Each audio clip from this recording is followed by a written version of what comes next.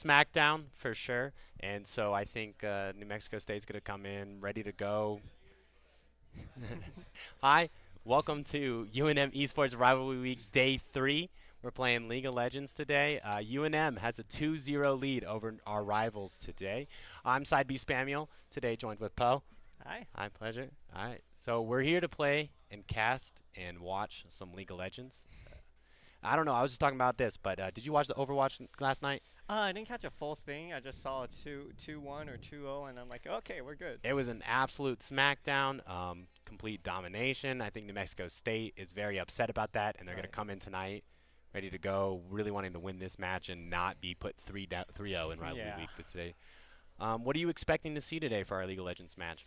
I'm hoping. I'm really not sure here because, there's a lot of flexibility in their team, and for ours, we're playing more around team. So, well, we really have to see just what picks are and what people go nowadays. I was looking at some of the accounts today, and I am very interested in how this Poppy pick is going to Mm. be prevalent in today's matchup. It's really meta. Licorice brought it out in MSI. He did great. Mhm. And ever since then, it's been pretty much just here and there across most regions. And we got 3 players in today's game that know how to pilot that champion quite well. Mhm. So we're going to see how that works out. And then I think the big question in everyone's mind is NMSU's support, Smexy, and Oh his yes. prevalence in this match. Would you like to touch on that?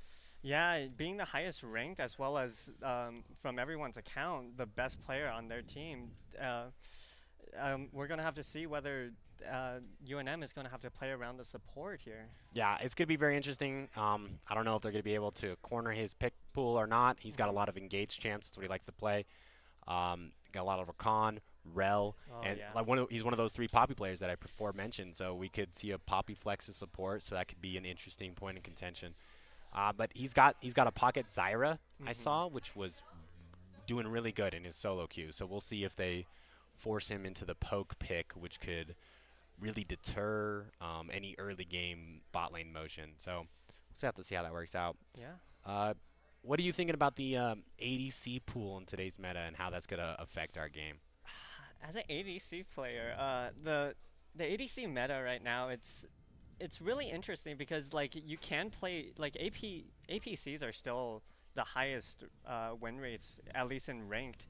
In pro play, ADC is a lot of the time the carry, but it just really relies on the team because if you don't play around the ADC, a lot of the time it just feels like the game loses because the opponent's ADC just scales too hard and you're not able to do much there. Yeah, and I think in today's matchup, it's going to be very interesting to see because I did see that there in New Mexico State's ADC Neo was playing a Swain bot yesterday, Ooh, and they APC. flexed Tristana mid. Oh, that's So that's even going to worse. be an interesting thing to look at. And I think in terms of pure flexibility between AP and ADC in the bot lane, New Mexico State's got a little edge on us on that. So it's Yeah. going to be a very interesting discussion in draft for sure. Hmm. And on that note, their mid laner has a lot of ADCs plural and Yeah. not just Tristana. So we'll see if even a Kaisa mid flex or Ooh, an that could be Ezreal mid, good. a Varus is still around mid. So we'll see how that works out. It's an interesting point, but Yeah. jungle jungle I didn't get quite a good read on UNM. Can you touch base on UNM's jungle plan coming in today? Currently, I think UNM's jungle plan is just honestly just playing around lanes here. Depending on what to strong side, weak side. Maybe they will play around just bot lane here because of Smexy, but That's a good it'll point. really just depend on the picks and who to play with and against here. All right, I understand. I did see that Viego Mm. was getting some really consistent plays on their side in the last couple of days. Do you think that's like a relevant pick in today's meta, or do you think we'll stay away from carry junglers, or no? Funny you ask. I'm also a Viego player. There you No, go.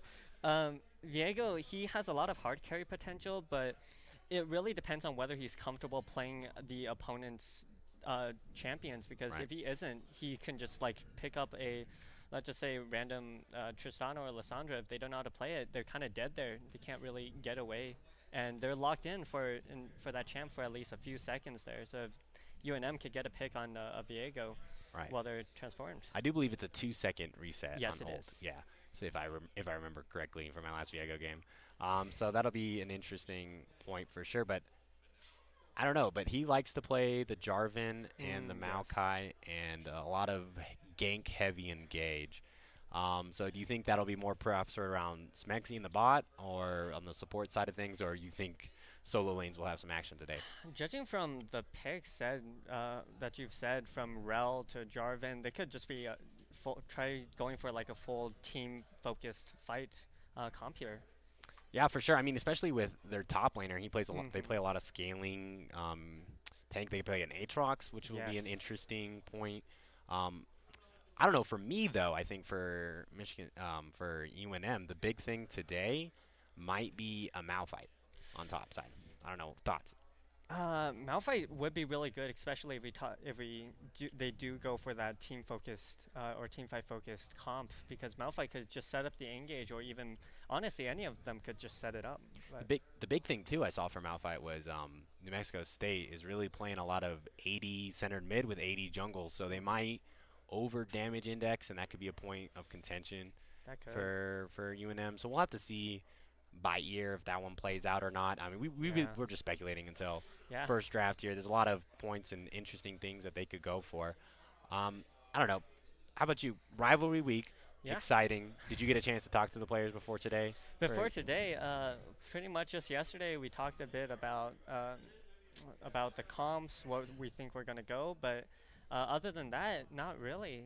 Gotcha. So how are they feeling just about, just the rivalry between us and Crucis and how we're going to be, how that affects the mental of our side of the game and how that affects their mental being two down 2-0 this So week. So currently, we're just focused on trying not to make it we're trying not to break the streak here. But Right.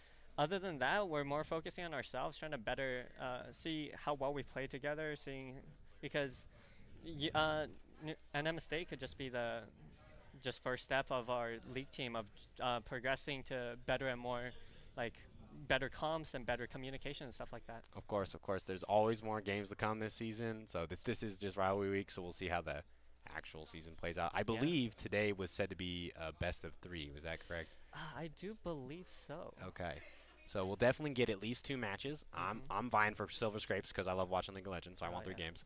Um, but or a UNM 2-0. Those are my 2 options. yeah. So we'll have to see how that works out, but it'll be. I think the adaptation is going to be super important from game Hmm. 1 to game 2.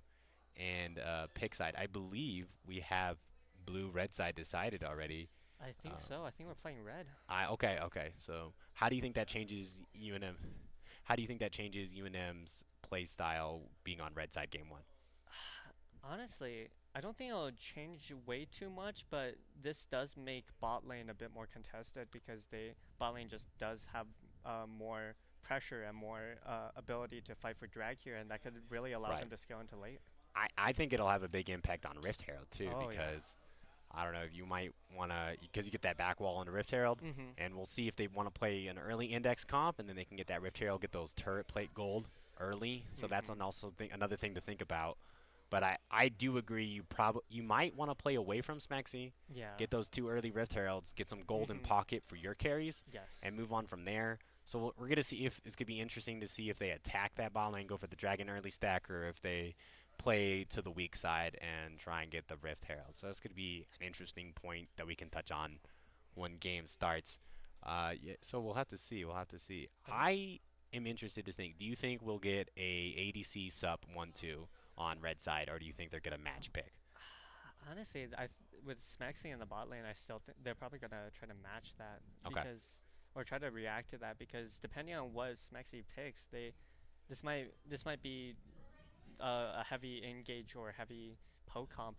So So you think they're holding on to pick 5 until they for sure know what's in the bot lane, so they can have a good matchup and hopefully get their ADC ahead early? I think they probably will, but Okay. also I think the ADC on UNM's team is probably their best, at least for Okay. shot calling and stuff like that too. So if they do go for a more shot caller role here, they could just try to first pick ADC, honestly. Right, and then save support counter for Yes. pick 5. That makes a lot of sense. Would you worry about pools being pinched if they go down to the 4-5 for support for UNM?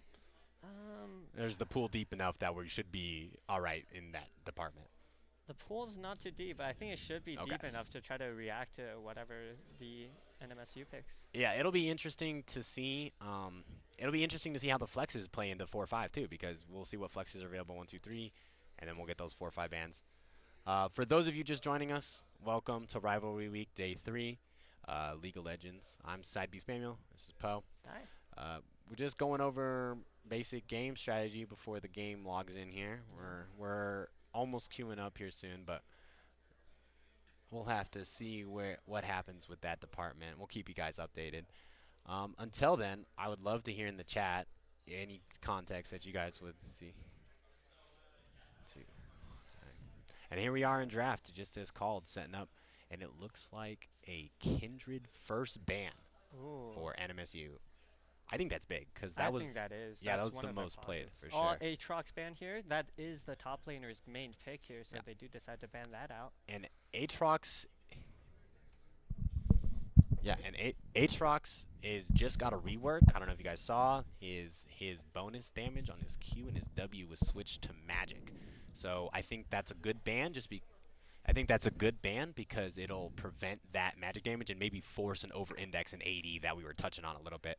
Okay, the Talia ban here. And I was not expecting that from New Mexico Me State. neither. It looked a lot more practiced on their side of the coin, so I am very surprised to see that Talia ban because I believe their jungler and their mid laner both have lots of games under that champion. So it's very interesting to see that come from them. So we'll see what UNM's response is here. And I wonder with the Aatrox ban, will they still pick Poppy into this, or I wonder if they're gonna just pick something else top? Yeah. Oh, okay. Oh, So they're there's the really set ban. focusing. Oh, and then the Poppy immediate Ah, there follow it ban. is. That's big. So we got 3 top laners banned here. So the pools are really pinched. Yeah.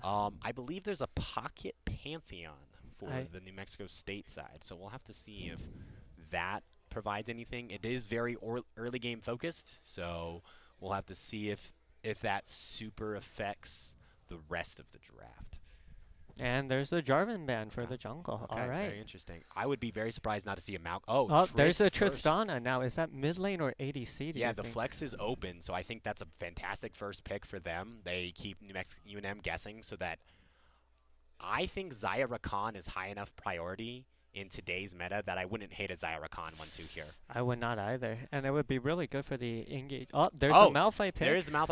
A little Alright. earlier than I expected. Yeah. I was expecting to see more AD damage come through before that came through, but with the top laners being as pinched as they are, I can understand the approach. No.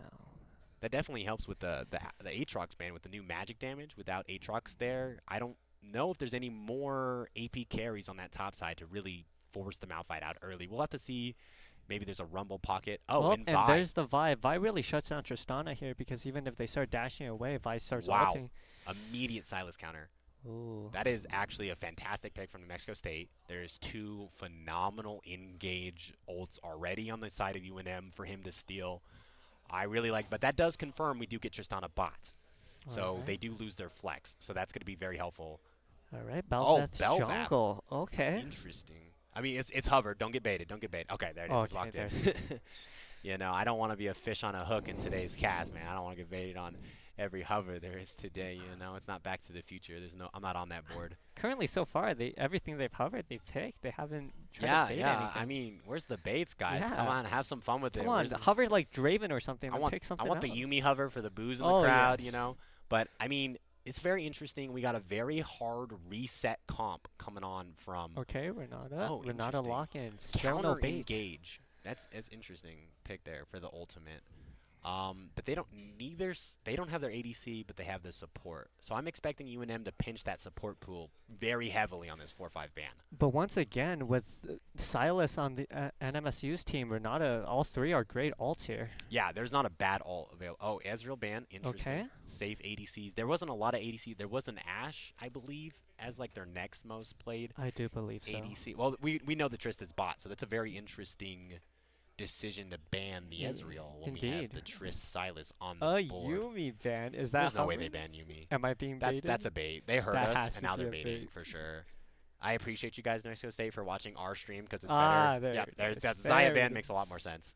Thank you but- guys. Thank you guys. No. Yeah, thank you. Yeah, I don't know. I would love to see maybe a rel ban here because we don't. Oh I mean, we do yes, have Renata counter engage, so it's not terrible. I would love to see either a Rakan ban here.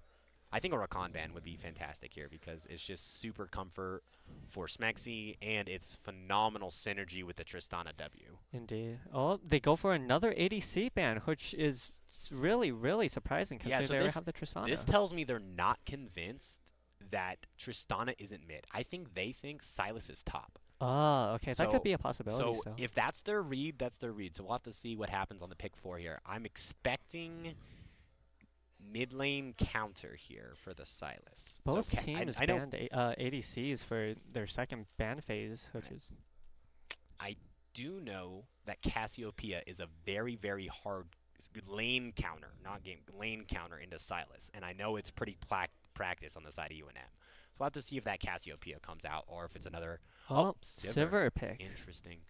I think that's really good given the spell shield for Silas's W or Belvap's. Oh, there's the rel that we talked about. There. Oh, Oh, no, we we've got been baited. baited. We got baited. We talked about it. Oh, let's see if they pick the UV like I mean, I doubt the Yumi or the Sona. I'm fully expecting the rel, 100%. Just you see the Renata. It's going to be a very interesting game of chicken there with it is. with the rel dismount and the Renata Q and how that plays out in lane. So for those of you that don't know, rel just got reworked a couple of patches ago. So it's it's not the same champion that was released. They now have a knockback on their remount, not just their dismount. And their Q was changed into a stun, but it still breaks shields like it did originally, but now it just stuns on top of it.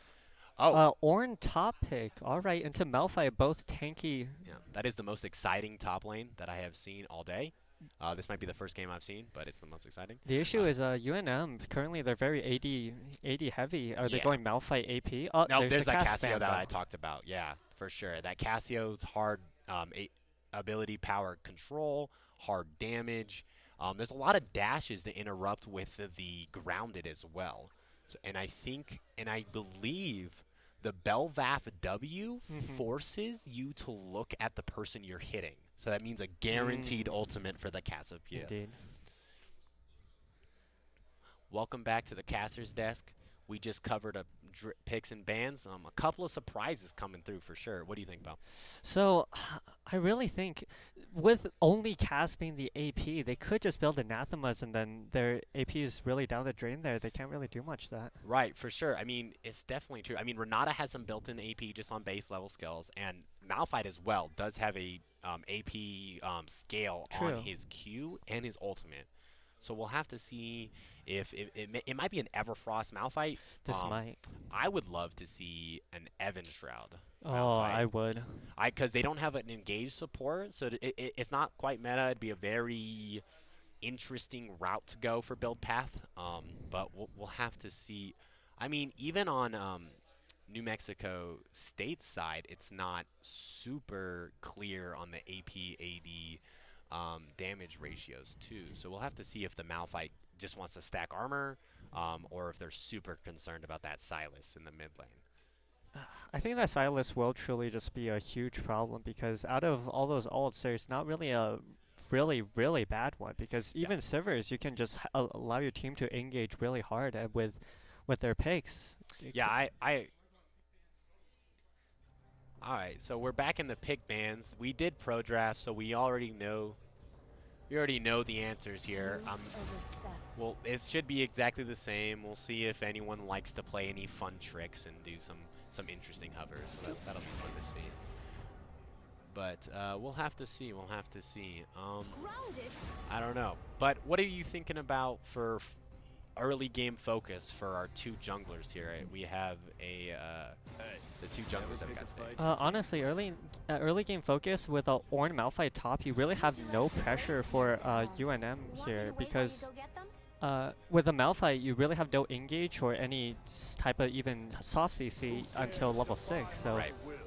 I believe he does have a slow. he does have a slow on his Q, and as well as his W does some magic damage, but they don't have enough damage through that or slow in order to kill Ornn because right. So I think there should be a heavy mid lane focus here I for do think UNM. so. The Cassiopeia is a very, very hard lane counter into Silas. Silas does not have a fun time with that matchup until like level 6 or with jungler help. So we'll have to see if maybe we can get a quick flash out of him early and focus him down later. We'll have to see how that plays.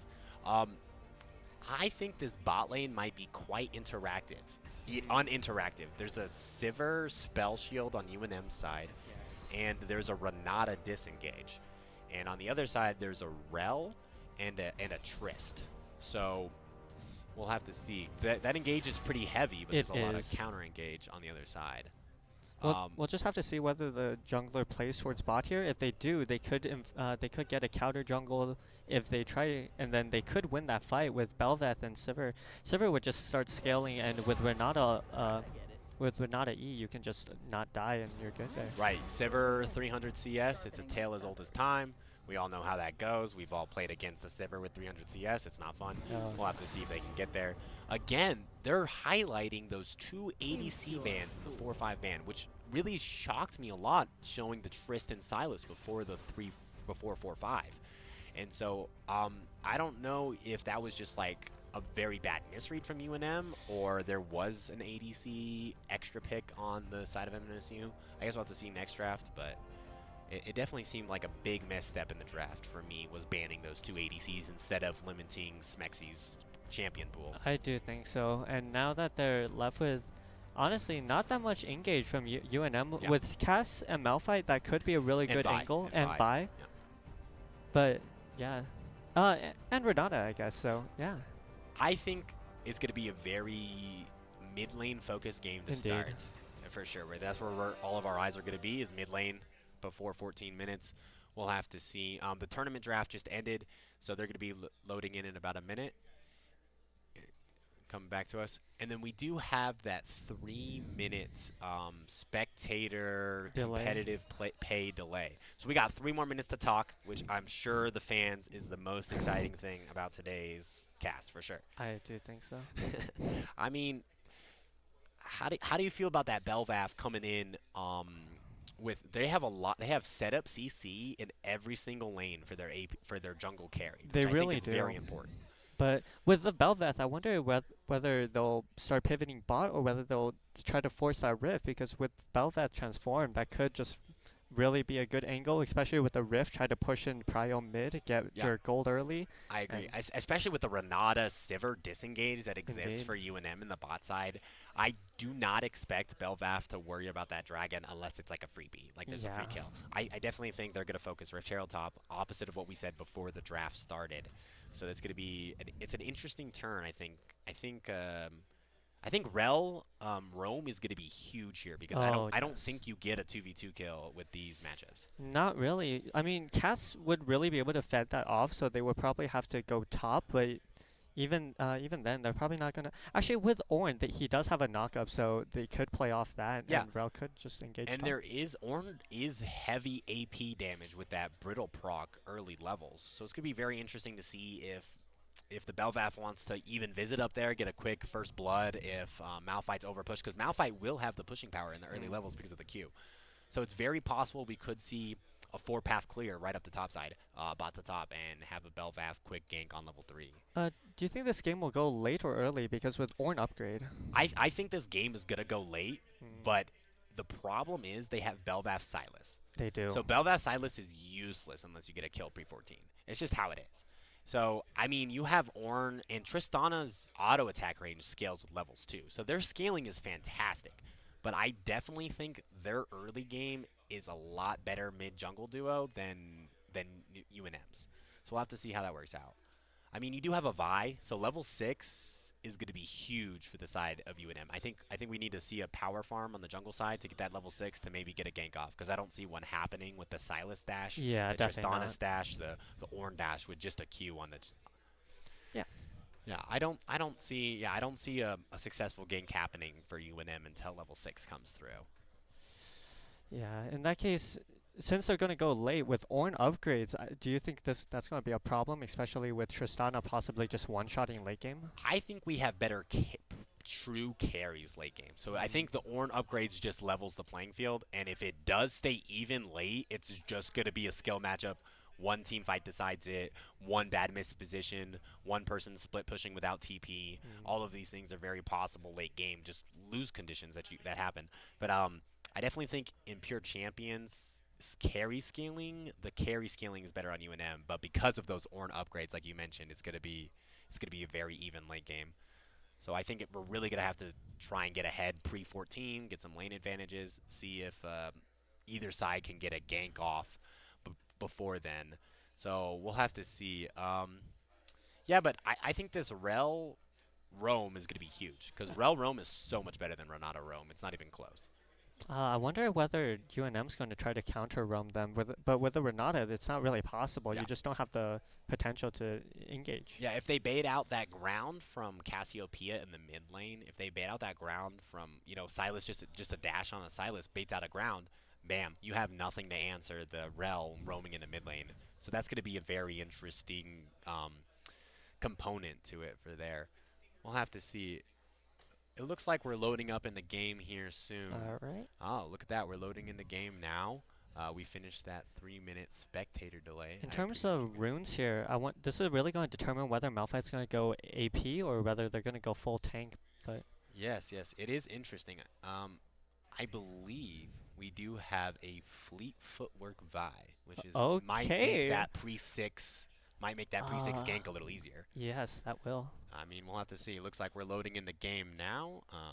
Yeah, summoners are entering the rift. All right, here we are. So looks like they're leaving the gates now. We got our tab hub open. So I don't know. We'll take a look. We'll have to see what kind of champions are cutting over. All right, here we are. All right. Oh, it's Conqueror. My bad. I missed. I was Conqueror for the buy. All right. And Conqueror and both 4 Conquerors in the mid jungle for both sides. So we got a Oh. 5-man stack bot lane. All right. Let's see whether they get a pick off on. Silver gets a ward down and they disengage. They get the 5 gold on Bel'Veth though. Yeah, So, I think that's a very interesting choice from Smexy uh, because in the patch right now, I know that remount knockback is a lot easier to hit pre-3. So it's a very interesting choice by him to walk at them in mounted form. I mean, they got the small CS win for Bel'Veth, so we'll have to see how that affects things from moving forward. But I don't know. We'll have to see. It's a very heavy dive comp on the side of New Mexico State. So I think for us, the Cassiopeia ult and the Renata ult are going to be the 2 biggest abilities for the side of UNM to really have to counteract that team fight going into like post 14 minutes. with Tristana going lethal tempo, they're not really going to have many options to scale to stack it on rather than Malphite. If they went Halo Blades here, they could have a really good engage with Rel. Right. But Get with that triple W bomb proc before and then get that W reset for indeed. sure. But We'll have to see how that works out we'll with have the to see. lethal tempo. It's better for the prolonged fights, but I don't think that's what their comp is going for. So I do do agree not it's an think interesting. Oh, there it is. That kick right out There's of the the bush. Rel engage. Fantastic. Nice disengage sidestep. by Renata. And they didn't even miss a minion. That is actually phenomenal. Big stuff from the bot lane of UNM there. My interesting point is Glacial Augment on the Rel, not the Aftershock. Yeah. So it's going to be much easier to focus down that Rel in these early fights.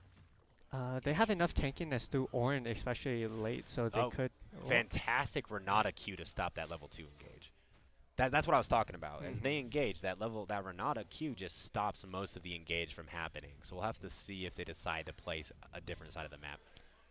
Now with with Vi pathing top and Bel'Veth pathing bot, we're really gonna have to see whether whether Bel'Veth goes for that gank bot and whether Vi goes top. Yeah, and then I'm very interested in this. How far can Starkiller Nico really push that pure lane advantage into the Silas?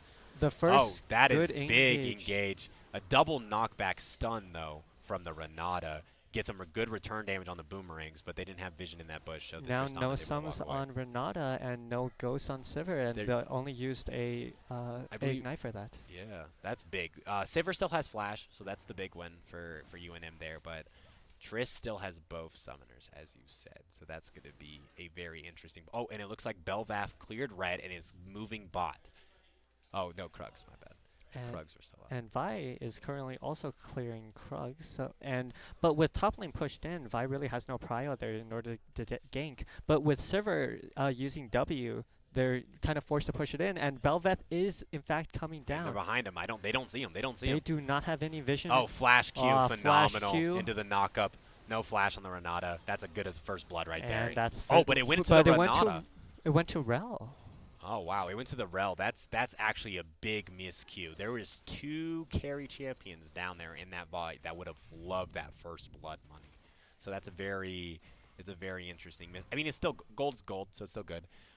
So we'll have to see how that works out. It seems Vi is currently trying to invade Belveth jungle, but no camps are going to be up for another 19 seconds. Right, and then oh, look at this. And they're going double roam. And there's that Rel roam that we talked about right off the kill. Fantastic stuff. We'll have to see what that Rel buys with their 400 gold to really make that first blood on their pocket worth it. Both junglers take their recall here, and okay, there's a fight going on top, but both of them are tanky enough to just out-sustain all of it. And they both have they both have flash TP, so they also have Grasp of the Undying. yeah, they've which been makes stacking this that. lane very uninteractive pre-6. They have a That's huge wave stacked wave. top. And Belveth is rushing top too. I don't believe they're in position. I think Belveth is late. Not. They cannot dive this, but that is a free back. They may not have to use TP for the Ornn here. Let's So see. we'll have to see if they get TP advantage or they just TP back to lane and don't want to miss this. Yes. Nope, it looks like he's walking up, so they will save that TP. But I believe the Malphite will have to TP if they want to match this buy. The thing is, even if they don't recall with Ornn passive, they can just buy items in lane, and they can just Malphite, they're going to eventually run out of mana and health here, while Ornn can just buy an item to try to counteract that. Right, and with that second teleport rework, we'll have to see if any of our top laners want to make a big move at level 10 when they unleash. Tristana? Okay. Interesting point. The Cassiopeia does not have teleport. They The do Sylas not. does.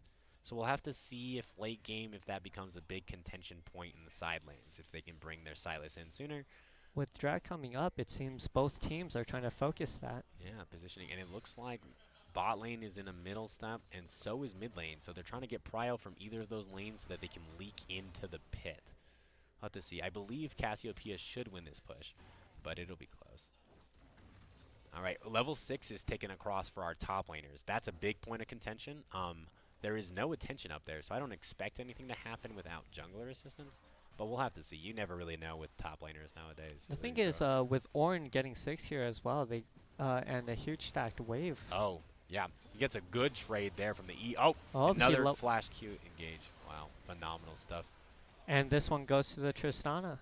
There we go. There it is. They just keep focusing that bot lane. So even with all that disengage, the spell shield, they're still finding a way with their engage to get those kills. Malphite teleported bot. Are they trying to contest for drag here, or Tristana does have to recall here, and Belveth is currently recalling. So yeah, this might be a free Drake because they do have bot pry on this wave's about to crash. There is a ward in drag pit, so I wonder if they're going to try to clear that. We'll have to see how much Ornn can get on the top side because Malphite does not have TP to return. Oh, there's the ult from the Malphite. And there's a kill that onto is the one Vi. kill onto the Vi, And then here's the TP from the Ornn. So they forced the TP Ornn from the Ornn. ults. Oh, but they're in a bad position. The But Sylas is right there to it goes steal it. wide. It didn't matter. It zoned, and then the Sylas roamed down before the Cassiopeia. I do not believe the Sylas even stole an ultimate. So I do not he believe was able to pick up that kill, or pick up that assist without it. And it looks like Cassiopeia tried to match Rome, but was late. So did not get any turret plates, and also was not able to help in that fight. So that's a big loss for UNM, and a chance to cross map after that play. Top lane wave is going to start crashing back into Ornn, so they lose a few CS, but they're up 10, so. It's a very greedy recall from the Malphite, which enabled the Sylas to steal his ultimate. So be prepared for a massive mid lane engage, at minimum forcing the flash from the Cassiopeia if the Belveth comes by. Rel's starting to go top. It seems they are trying to force our rift for Belveth transform here. Yeah, we'll see. They got Scuttle Crabs. They have that unremovable vision in that area, and it looks like he's leaking into the Raptors respawn. trying to steal that patch. Cass has push mid, which means they're probably going to try going for a gank here. Yeah, and Silas still has that Malphite ultimate to use. Sorry for that buffering, people. We do apologize. Our Riot client is our best friend, and we Here it love it. is. They are And going for there it the. is. Oh, Oh, and a rub. nice flash. Yeah, but it's too much. I mean, there's too much follow engage after the ult. I mean, oh, ghosting too. So we'll have to see if Nico can kite this one out. The thing is, they have no prio bot, so if bot lane does rotate up, they do have a 3-on-3 do to try to believe disengage. Trist is walking back. Trist so you're is in right. fact walking back. So we'll have to see how that works out. We do apologize for these bufferings. Riot is our best friend. We And love them also- so much. They did make a phenomenal game, so we do appreciate them for that. We'll have to see. Okay, here we Oh, go. they go through jungle instead. Interesting, because they do get that Q speed. Oh, there's the W speed boost There from it the is. Rel. The Renata is coming with ultimate, but no, And- and they were killed by Smexy. Interesting. So the Rel has 2 kills, 2 of the 4 kills. Interesting pathing here. I'm surprised they didn't just continue walking down river to try to get Vi, since Vi was down there. It is the 8-minute mark, so I'm just wondering to see what our goal. They do have an 1,000 gold lead at 8 minutes, which is Indeed. actually massive at this point. So that second, oh, but off screen, UNM was able to secure that first dragon like we talked about. So that is big for their potential win con. They can dragon stack. And Belveth is currently on Rift as well, so it seems they're going to lose both objectives at 9 minutes. Yeah, no, UNM got the got the dragon. So that's Yes. a phenomenal move. But the Belvath will be transformed after that Rift Herald kill. And I believe Silas can leak mid and steal the Cassiopeia ult and try to repeat gank with no ghost, no flash up for the Cassiopeia. I think they are going mid with that Rift. Alright, and then, alright, so there's still a lot of engage. It's not Malphite ult, but Cassiopeia ult is still a lot of CC. But there's a lot of good push on bot side. I believe that's 3 plates now taken on the bot side, which is huge. It looks like Oren's going to get his first plate in this 1v1. So that effectively means that he's very much ahead in gold. I believe he was also involved in one of the kills on the bot side. Both Malphite- top laners also have ult, so I wonder if they're going to try. Oh, Oh, yep, and no Yes. flash or ghost on the Cassiopeia. And here comes Silas with his E-dash. Boom, easy money. Should Belveth not have been there. perfectly dashed over the terrain, which means they didn't get grounded through that. Yeah, and Nico just greeted for a ward in the river, a tale as old as time, with no top lane prio, and the jungler was in the area. That reminds me of the time a pro greeted for Scuttle and Flash for it. I died Are you for it. referring to Blabber? I am okay, indeed. okay. I just want to make sure, because as long as there's any Scuttle Scrab Scamander, I assume it's him. Indeed. I mean, he does look a lot better, though, but He does. they did not win the this split, which is very Sadly. disappointing for Cloud9. But we're here to watch Collegiate League of Legends. We'll see them here in Worlds this fall, if you guys are interested.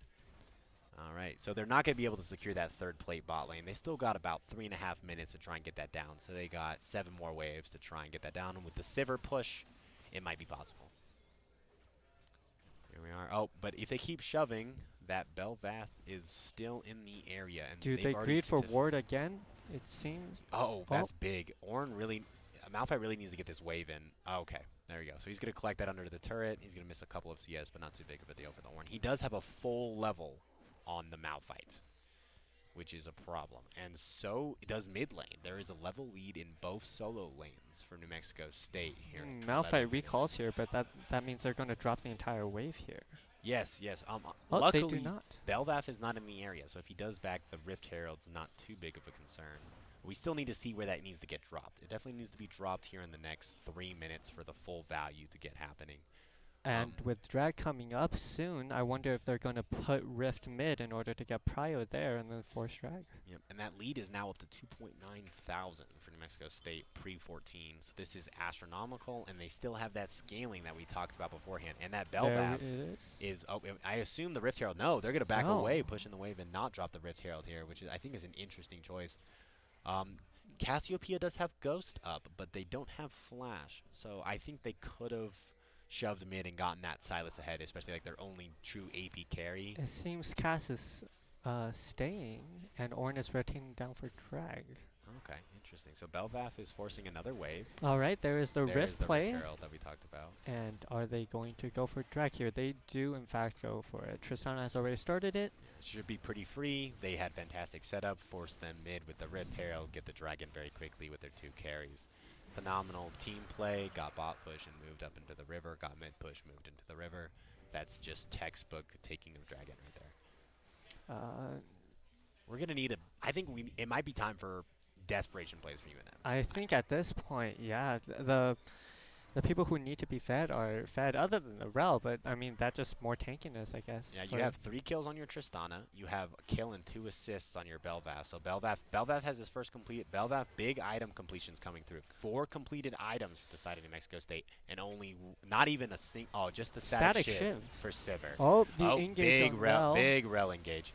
Nope, and then a beautiful knockback on the push. Renata ult gets buffered by the W. Absolute phenomenal work from and then the resets the W and can dash back. Sivir walks away with their ultimate. I believe they procced. Yes, they did indeed proc their ultimate to walk away from that fight.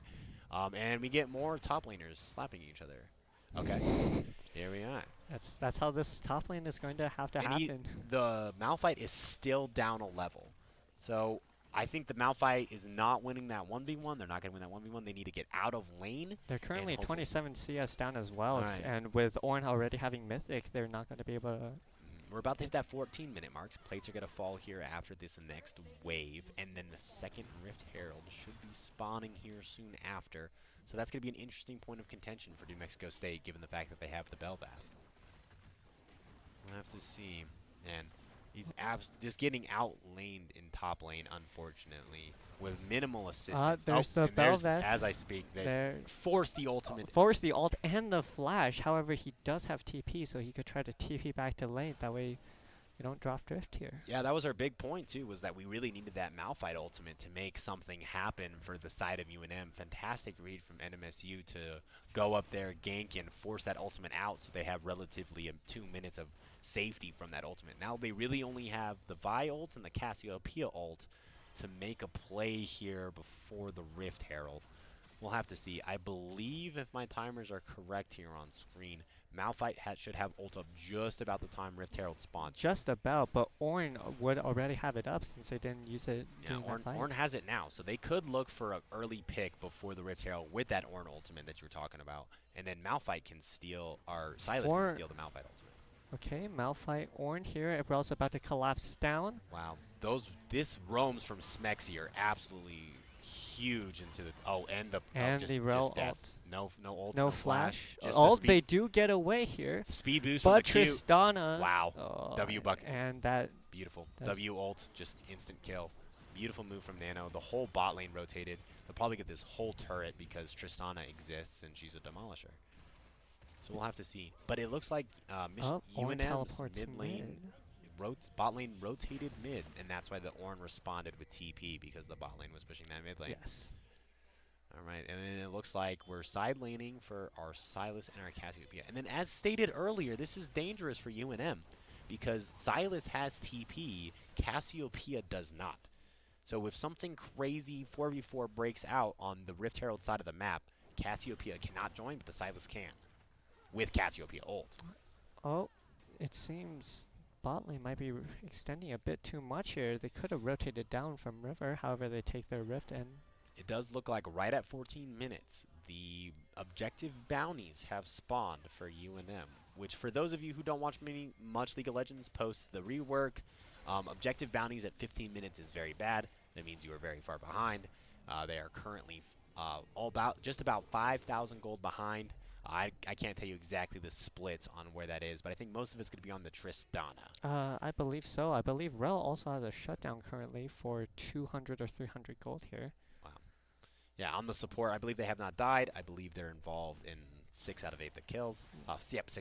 Yep, 7 out of 8. I do apologize. Tristana, however, was involved in 6 of the 8. Big news, though. There is a 20 CS lead for our Sivir. That's just Static Shiv helping you out. That's just Static Shiv doing its thing. There is a big CS lead in mid as well for UNM.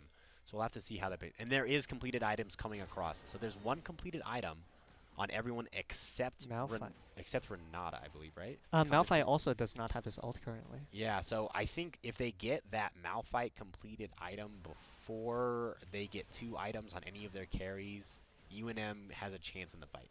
But if they wait too long and New Mexico State gets 2 completed items on their main carries, this fight is not looking great. Oh, here is the move. Oh, Okay. Cassiopeia got in the Ornn. That's a fantastic matchup for the Cassiopeia.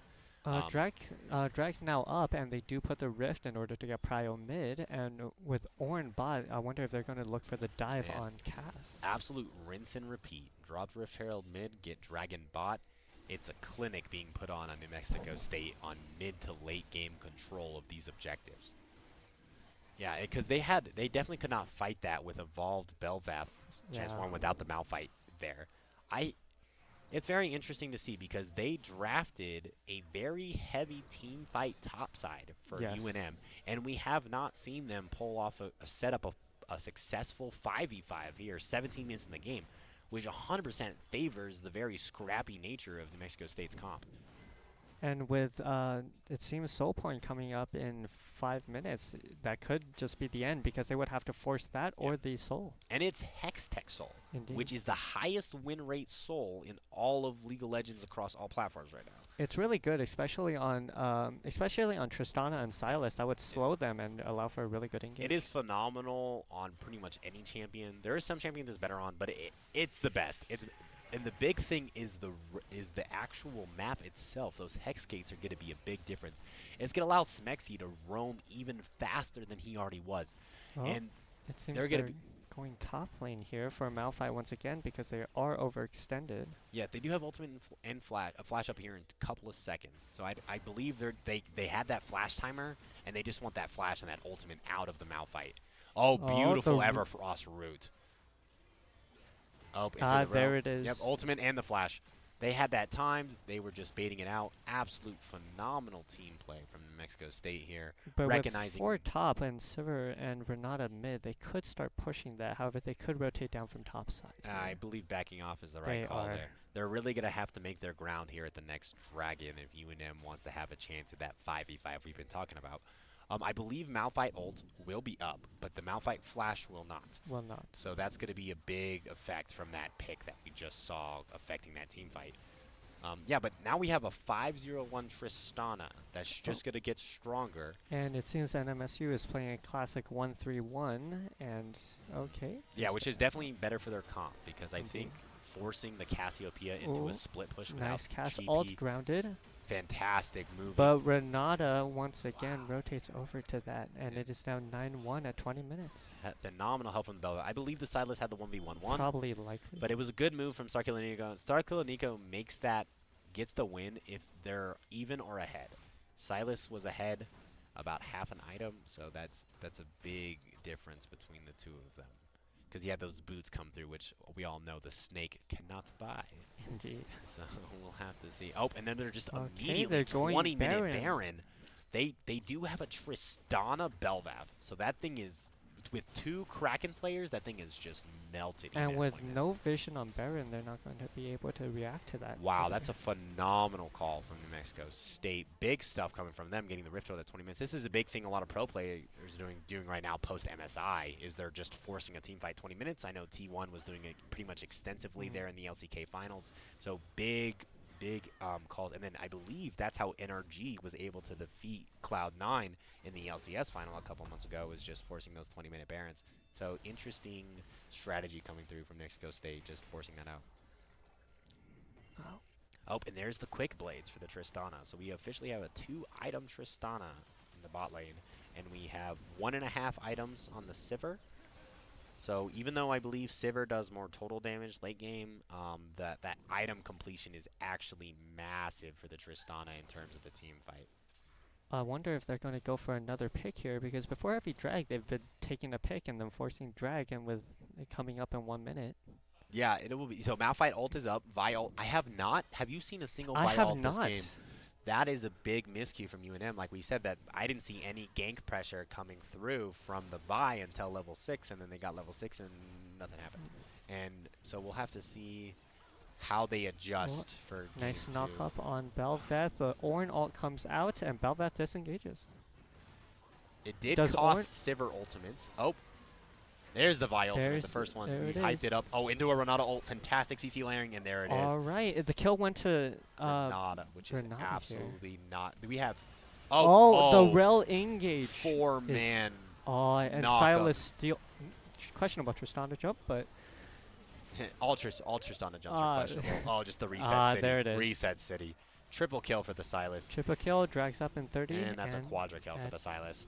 That a quadra kill for Silas and an ace for NMSU. and that's as we talked about. That Silas was going to be the problem for the damage share. They were really only the AP carry on that team. So if the Silas wasn't ahead, the Malphite got to be huge. But because that Silas was ahead a little bit, the Malphite built all AD with the Frostfire Gauntlet and the Ninja Tabbies. My bad, plated steel caps. I apologize. So we'll have to see. We'll have to see. At this point, this is now a 9.5K gold lead at 22 minutes in. They still have the Baron buff active. Soul points here soon. It's very much what are we expecting to see changes in the draft next game for UNM. I'm surprised they didn't go for the drag rush considering UNM was all down. I hate to be imagining things, but it believes to me that I think New Mexico State is baiting them into another team fight so that they can end potentially off of the Dragon fight. We'll have to see. We'll have to see here. But Yeah, I mean, the Rift, the Hex Gate, they might have been worried about the Hex Gates as well, because the Hex Gates allow you to reset much faster onto the map, especially up there's the Dragon there's Start, the as we talked about. Interesting choice. Yep, nope, there's not going to be a contest, which is they fantastic. will not. But as we talked about, Rel Engage, Smexy Engage was absolutely phenomenal. A 4-man knockup into a 4-man Magnet Storm. You have to think back to the draft when you banned two ADCs 4-5, and they already had Tristana picked, and they did not pinch that support pool for the best player in New Mexico State side. Yeah. So I think that's going to be something to look at for the draft for UNM. Sorry, no. Big move from Stoner Queen there. And Stoner Queen takes the first turret here. Objective bounty is big. It drops the lead down to 8K. I know that sounds silly, but it's big. Never mind. Oh, It went back it is 4-man bot. With Cass. Cass does have a lot of AoE clear. AoE Fantastic. clear Yeah, here. especially with Sivir and Cassiopeia, it will be hard to siege with this comp from Mexico State. That's like the one big problem. Their siege is not fantastic. Their only ranged champion is going to be that Tristana. So the siege potential is not great. So if there's a couple of members from UNM there, they should be able to stop those turret advances. But the big thing is, we got 2 completed items across the board for New Mexico State. And we have 2 items on. We do have 2 items on our 2 main carries. So UNM has a chance if they force a fight soon. If they let that Tristana get a 3rd item, or they let that Silas get a 3rd item, the fights are absolute 0 chances. So we're going to have to see. UNM's really going to have to, this next Dragon spawn, all or nothing, go for a team fight, and then maybe rotate from Baron. That's their last chance here. And with Orn being at level 15, he has upgraded Tristana as well as Bel'Veth's item. It's an interesting choice that he chose the Bel'Veth before the Silas, giving the quadra kill and the single AP carry nature of the Silas on that team comp. So, I mean, it shouldn't matter too much. They're far enough ahead, and Orn items are dope.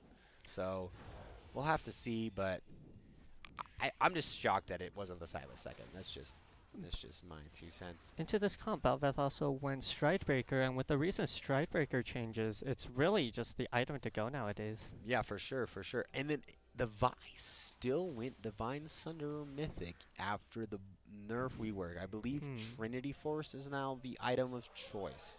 I believe it is. However, lethality, it could still be an option, especially if you have to shut down either Silas or Tristana, but with the disengage. Yeah, I mean, the Orn is going to take a while to go through. I mean, there's 2 items on your carries. We're waiting for that Archangel's Evolve from the Cassiopeia.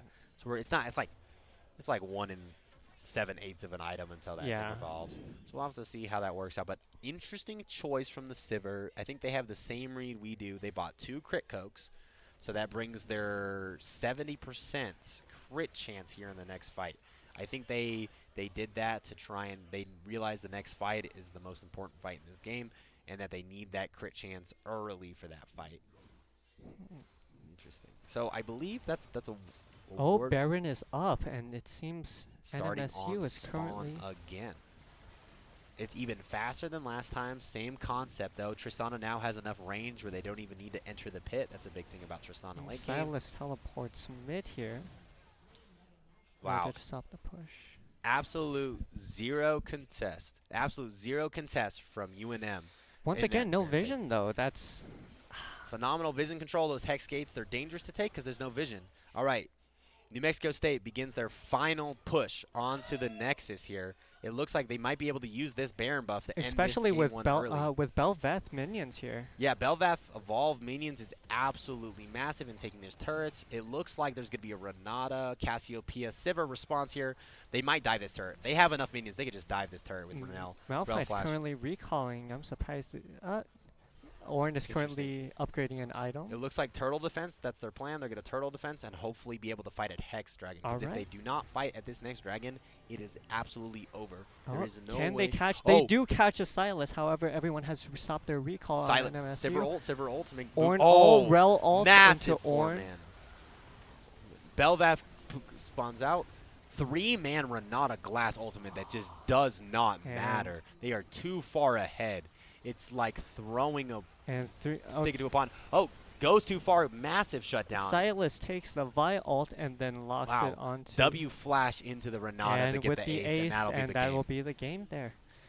Wow, absolute phenomenal team play. Just exquisite macro, just showcasing how to transition an early game lead into mid game objectives into a late game victory. And that'll be the game. That'll be the end of game 1 here.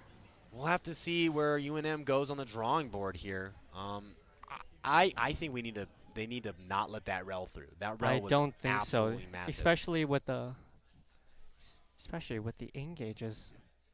Yeah, I don't know. There's still a Rakan that they could use, which has that same effect with that charm upstage. But I just think there needs to be a bigger focus on the bans for the support. I think so. With the double ban, with the double ADC ban, with the being able to see Tristana, that was probably the breaking point, especially with no banning of the support there. Yeah, I just think Rel Rakan 4/5 ban is absolutely a massive miss for the side of UNM.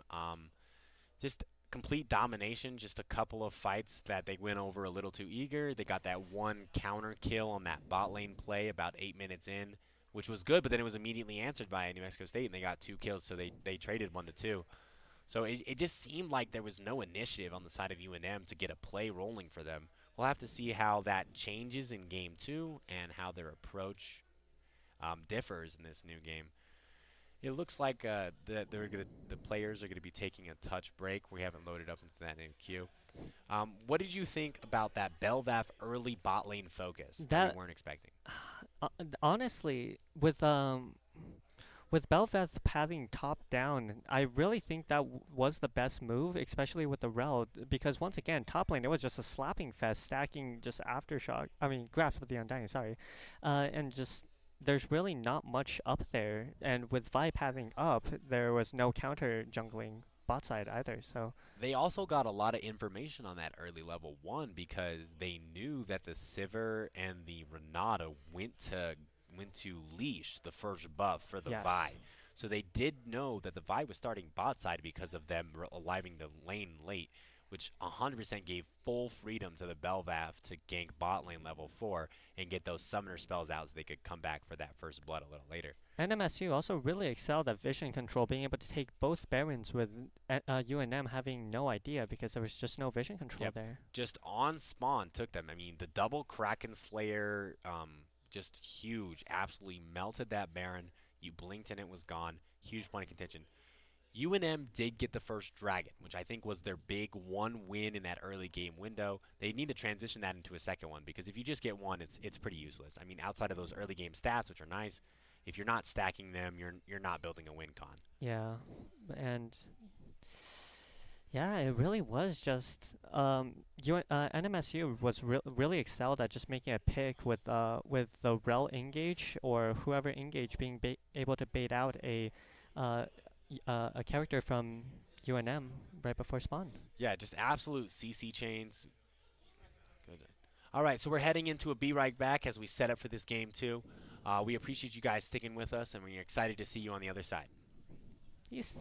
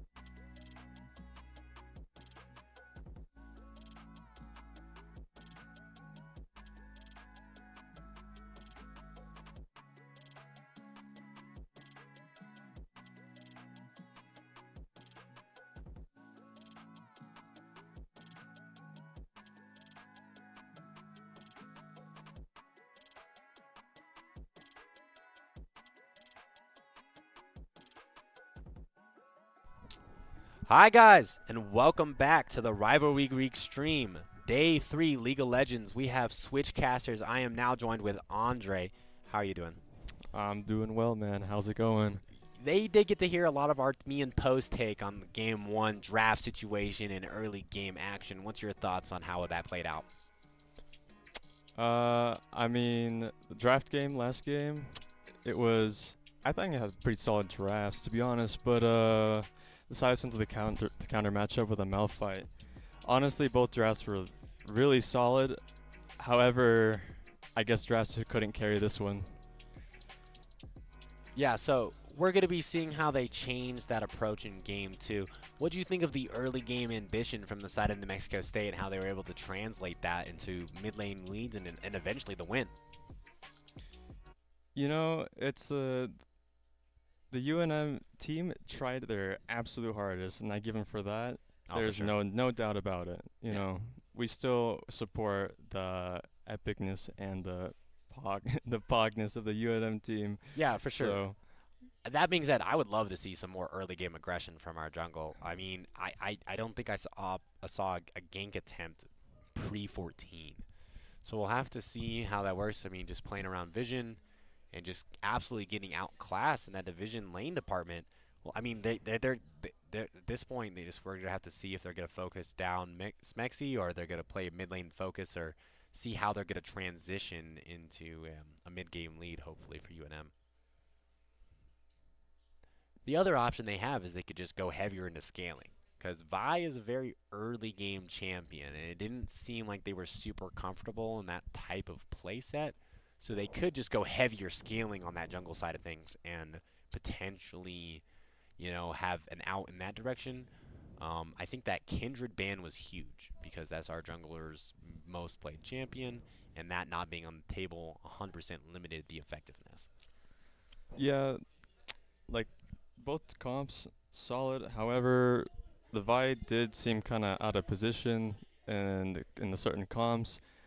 UNM was kind of going for it's kind of a dive comp ish, but the amount of counteract that the NMSU had just didn't really allow Vi to get like any good positions really. Yeah. And the Renata Glass is more of like a counter, and then the Malphite's an engage, Vi's engage. So it's kind of like anti synergy, With but the Sivir, right? Yeah. right, the Sivir was more. This is more of a passive play. Looks like we're loading up Pro Draft now for you guys. We're going to cut to that. All right, fantastic. Here we are. All right, so it looks like UNM is on blue side for this game, too. They got side selection after the loss, and that's what they decided to go. So we're going to see how the bans change with that. Yep, and there's that rail ban that we talked about in the first wave. Absolute massive. I think UNM agreed that that was a problem. And there's that Kindred ban to follow it up in the Aatrox. And then I am still surprised New Mexico State is sticking to that Talia ban. I believe they're more practiced on it, but I mean, if they're not going to play it, might as well. It did get reworked, it is now a much faster clear. It has 175% damage to jungle monsters now. And then the Rakan ban. Okay, so there's that Smexy focus we were talking about that we wanted to see in the game one drive, and that Poppy will stay banned, which I do agree with because I do think it's a relatively good first pick for the side of UNM, giving safe control blind pick for the top side of the map. All right, and there's that Poppy. We'll have to see what they want to, because there was a Tristana Prio for New Mexico State, so we'll have to see what the UNM side of things wants to use for their first pick. I don't know. What are you expecting to see here? I'm not very knowledgeable of what the UNM team exactly plays. I know the top laner is a tank main, so Interesting. Caitlyn first pick from UNM. Do you think this spells a in a poke support coming to match? Just get hard push in that bot lane and try and get that Caitlyn some early gold. I really hope not because poke supports, man, that they're good in lane, and then you're just gonna be behind for the rest of the game. Honestly, Enchanter or Engage, in my opinion, All right, and Gonna serve UNM way there's more. that Tristana flex that we saw in the first game. So still priority on that Tristana pick. It was huge. It was the main carry in the last game. It got a lot of early kills, a lot of early action. So we'll have to see what the second pick is to see if they leave that mid lane flex alive. Oh, the Ivern comes through. Yeah, Wow. solid pick. Yeah, the Ivern Daisy AI was updated a couple patches ago, and Ivern's been a consistent meta pick since then. We'll have to see. Um, the early fighting from Ivern is not great, so that might be a very good point of contention for UNM. I believe New Mexico State is straight up just calling us out, saying you cannot out jungle me. I'm going to play Ivern. It does not matter. We will scale. There's the Sejuani answer. So a lot of early game CC response. I would love to see in a melee topside. Oh no, not the. The Tom Kench is not. Tom Kench might be Stoner Queen's best champion, but it is not in the meta right now. It is not a fantastic top laner. Yeah, neither is Sedge, honestly. A lot of damage, no real kind of, or sorry, a lot of tankiness, no real kind of damage. Yeah, so yeah, there's not a lot of damage coming through on that top side. Darius, obviously countering both tanks. Very good Wow. pick. Yeah, phenomenal. That's gonna be. They already lost the top lane the first game, and they gave counterpick over again. It's very interesting to see which team is going to be banning supports here, or if the UNM's read is that Tristana's mid, or if that Tristana's bot, and they would like to ban some mid laners, or maybe even limit Smexy's pool even farther. Yeah, I've dabbled with Darius. He's probably my most played champion actually, and this is a field day for him right now. Oh, for sure. With the Ivern support, if we get a support engage support, maybe a tanky like a Rel or something, Darius is gonna have a free game this time. I feel like that's a very interesting Silas ban. Silas was just really good in the last game because of the ults that were presented to him. I don't see like a lot of like high tier ults for No. Silas currently available. So I'm intrigued by that ban. I think they just said you're good at Silas. I don't want you to play Silas. And they did ban two poke support champions that I was talking about. I would love to see a Zyra ban here from UNM. That is Smexy's pocket support pick. It is very phenomenal. There's a lot of other good engage supports still available for Smexy to choose from if he wants to go that engage, especially with Tristana. Tristana Leona, Tristana Nautilus is actually phenomenal. And they banned the Zaya because they do believe that Tristana could be flex mid. So I don't think that's a bad ban at all. We'll have to see what they pick 4-5 here. They still have that mid bot flex, and they still need a support. And there is that Leona that I was talking about. Big decision, big engage. Oh, man. Yeah, Very solid, very solid. It's going to be a nice time for the D, honestly. really good roam potential again for Smexy, which he seems to be really the spark and roll caller for that team, deciding when to roam, ganking mid like 2-3 times pre-10. We'll have to see, especially Leona's level. Tristana Leona level 2 spike is mass. I do not like the Interesting Lulu pick.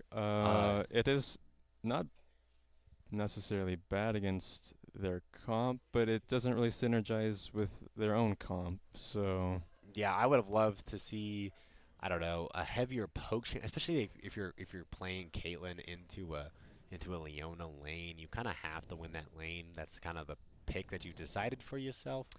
yeah, So let's hope they pick a hyper carry in the mid lane because they need some damage. Syndra.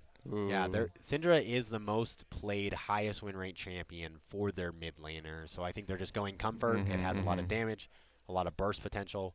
But the problem is that there's Ivern shields. So can that Syndra burst go through those Ivern shields that we're talking about? We'll have to see. We're going to lose this flex here. We're going to determine if that Tristana is mid lane or bot lane. It is going to be a bot lane Tristana with an Ahri. This isn't an Ahri's field day dream, actually. Just instantly. There's like, outside of Tom Kench Ultimate and Lulu Ultimate, which I guess are pretty good, two good teals to solve those. All right, so another draft done and dusted for our rivalry match here against NMSU. What are your thoughts on the overall team comps? Well, UNM has picked a bunch of tanky boys and not a lot of damage. So, and they have a lot of, they don't have very consistent damage. They're going to be struggling but we have our faith with the UNM. Yeah, Ari's gonna have a field day. They have no mobility on the enemy team, on the UNM team. yep, for sure. Same thing with Darius. But there is a chance Mhm. they can do it. I believe that champ is Caitlyn getting very far ahead in the early game. That's how Caitlyn works. They need to push that wave in. They need to get a couple of plates early onto that Caitlyn. They need to use that Lulu poke to and that polymorph. So we're in that draft now. So this is just going to be a repeat of what we just saw in that pro draft. So there shouldn't be any surprises, or we'll have to restart the draft here. Um, but yeah, I mean, we can see that here. I mean, I think just limiting the jungle pool for UNM is a big hit on just the overall team's ability. That two champions being banned just kind of prevents them from playing comfort in the JG position. I don't know. We'll see. I did like the alter to push Smexy off of a meta champion. I think that call is phenomenal. I think the multi-man engages are much harder to pull off with a Leona. They're still there because the Leona ultimate is awesome, but it's not the guaranteed knock up into the Magnet Storm that we were seeing last game. It's going to be interesting to see the pathing for Ivern again, because Ivern can start on either side because he takes no damage. So we'll see if he wants to push into that very heavy kill top lane, which I'm very excited about, that we're getting a kill top lane and not two beefy tanks slapping each other with we'll have to see how that works out for them. But moving on, I don't know, this Tristana just is such a staple, safe pick. It's a dash for either engage or disengage on your bot side of the map. It gets resets. It's a good scaling ADC and allows for phenomenal flex opportunity. So if we get to that game, if we get to game 3, it's going to be very interesting to see if there's going to be any priority played to that Tristana from the side. Yeah. Interesting. And back to that Sylas fan, I don't know how I felt about it. I don't think that's their mid laner's best champion. I think it was just a phenomenal game for Sylas to have a field day, and that's why it was picked. We'll have to see how that affects them. I believe they ended up with the Ahri mid lane, which should have, I mean, yeah, Syndra. That's going to be a very interesting level 6 rush for the mid laners. And at level 6, I'm expecting a big fight in the mid lane from both sides. Yeah, we're gonna have to hope that UNM has that Caitlyn on lock because they're gonna need it. Yeah, for sure. I mean, there is a very big early game range advantage for the bot side of the map for UNM, but that range advantage disappears on Tristana with levels. So we'll have to see how that plays out between the two of them. So there's that Ahri Tristana swap that they were talking about. All right, so that draft is completed. We're going to be finishing this prepare your loadout, and then we're going to have that same 3-minute competitive play delay that we had last time that we're going to talk about. That's just so that we can't be telling them, hey, they're doing this because we have perfect vision. So they give us that 3-minute, so you guys at home know why. They give us that 3-minute reprieve so that there's going to be a safety for competitive play type situation. I don't know. What do you expect the early focus should be here from both sides of the map? Well, the Darius is going to be very strong. I think they should be strong siding Ivern on Darius top side, and the Sejuani is going to have to most likely play bot side in order for their Caitlyn to not get behind, because that seems like to be their win con. Syndra is more of a burst champ, and that's not going to be very good against Ivern shields and kind of a more tanky comp. So we're going to have to hope that Caitlyn and Syndra gets fed, basically. Yeah, for sure. I think the Tom Kench is a very interesting choice. It's a lot of comfort for the top side of the map for UNM, but it's not a premier tank in that top side of the map. I think that Poppy ban is absolutely huge, and they didn't want to blind the Malphite. I think it's very interesting that they didn't let their top laner go 4-5 on the picks like they let their mid laner go. But I think they were just saving counter pick for Smexy. They were really worried about that player in the bot side of the map. So I understand. I can see the point, but they gave over counter pick in the top side of the map in both games, and it was a big losing point on the side of the map last game. So we'll have to see how that adjustment is made for Stoner Queen and how they can adapt and hope maybe prove us all wrong and pull out some magic on that Tommy K. Yeah, I mean, we got the UNM comp with the lots of peel, lots of protection with the Lulu and Tom Kench. Right. It's going to be very useful for the carries. Yeah. We're just going to have to hope they have enough damage to back that up. Yeah, and with Syndra being the burst mage that she is, I think it's going to be a lot on. I expect a lethal tempo Caitlyn to have some extra prolonged damage. I know Fleet Footwork is a very common rune choice in today's play for Caitlyn, just because it stacks with the those burst auto shot and her headshot passive. So we'll have to see if they do want to go that fleet footwork or if they're going to move more towards lethal tempo because they need that consistent DPS to actually win this game. Yeah, and NMSU with the solid Ivern pick, that's going to be securing late game team fights pretty hard. It's going to be securing the Tristana burst from the Syndra R and combo, as well as Ari. It's going to be very protected of them. And Darius as well, because he can get bursted pretty easily. Right. Even if he's a bruiser, it does not matter. Yeah. He's going to be... Syndra Sejuani can 100% burst. That's what they're good at. But I don't know. I think the Ivern also, vision control was absolutely dominated by NMSU last game. And the Ivern has that built-in vision on the bush. So I think vision control around objectives is even easier than last time for New Mexico State. So we're really gonna have to see them get the supports out of lane early, get that Lulu around, get some wards down so that they can actually see what's going on and be able to respond to those 20-minute Barons, unlike the first game. Yeah, and they have a very good team fight comp. The both teams have decent team fight comps. I think NMSU is slightly ahead with the team fights. They have the Darius combo with the Leona engage. Very good because that allows him to get more space, not be the front line. Surprisingly, he doesn't like being a frontliner, even though he's a top laner, because that's the burst. If he gets bursted, he can't get 5, and he can't get 5, he can't do much. So And you're referring to the 5 bleed stacks for Of you course. guys there at home. The 5 bleed stacks allows for that ultimate reset that we're talking about. That's the big point of team fighting for Darius. I know a lot of pro Dariuses right now as we're heading in the game now. A lot of pro Dariuses in today's game like to go ghost just to hard win that lane and then be a split push threat. So we'll have to see. There we are. We're loading in the game now. Sorry about that. Riot kicked us for a second, but we reconnected. We do appreciate your patience. Oh, flash root from the Ivern pulls the flash from the Syndra. Absolutely massive level 1 coming out from NMSU.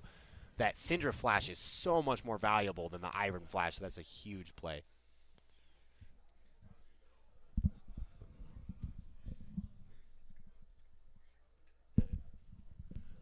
All right, so the good news is we dodged the root, so we didn't die. So we still have a chance to get first blood for UNM. So let's get this hyped up here. Let's get that Caitlyn lane pushing early, and let's get hopefully this Syndra Ari lane is going to be a very interesting point of contention pre-6 because without that Syndra flash, I'm fully expecting Ivern to regank. Oh, and here's an update. Hex flash on the Ivern. So that flash was very calculated. They have that Hex flash to come in and use it. And I was right. It is Ghost on the Darius to hard push that counter pick into it. We do have an exhaust on the side of the Lulu to stop the Tristana dodging in. That combined with a polymorph could be absolutely massive in a team fight. So we'll have to see how that plays out later. Interesting choice. As you predicted, Sejuani's pathing top to bot. And the Ivern is going to... Actually, the Ivern's going to end its clear on the top side of the map into that Darius matchup. So we'll have to see. Smexy's playing that bush very hard. I would like to see, now that they know Sejuani is pathing down into them, if they could push this wave and maybe get some good chip damage down onto that melee. There it is. There's that chip damage I'm talking about. A good third of the HP. There is still a pot and a Doran's Blade for the Tristana, so they will be able to sustain a little bit. Yeah, so the mid lane matchup, we have Ari and the Syndra. Very neutral matchup, honestly. That pretty control magey. All it is going to be back and forth, back and forth. maybe some action in the mid lane for the Ivern Until Ari hits that Vlad. level 6 and has that big dash charm potential to Yes, potentially ignite a fight on that mid lane side of things. and point and click CC, or sorry, point and click ultimate with the Syndra is just gonna negate the dashes as long as she doesn't get stunned. Right, for sure. And then we'll have to see this top wave. As we expected, Darius is getting that early push. Ivern is interesting trying to invade, get some information. For those of you who don't know, Ivern cannot do damage to jungle monsters. He is a friend of the jungle. He has to channel his passive, and then it has to wait a second, and then he can take the camp. Or he can smite and instantly take a camp. So it allows for some very cheeky um, camp steals on the side of the Ivern, but it also allows the Sejuani, if he doesn't have Smite, to get some very easy camp steals for himself. So it allows for a very interesting matchup on the jungle side of things. Oh, beautiful charm into the electrocute from Frosty there. Absolutely just predicted it. Starkiller Nico is going to be way on the dab foot without that flash and with that big electrocute damage coming through. Wow, big news.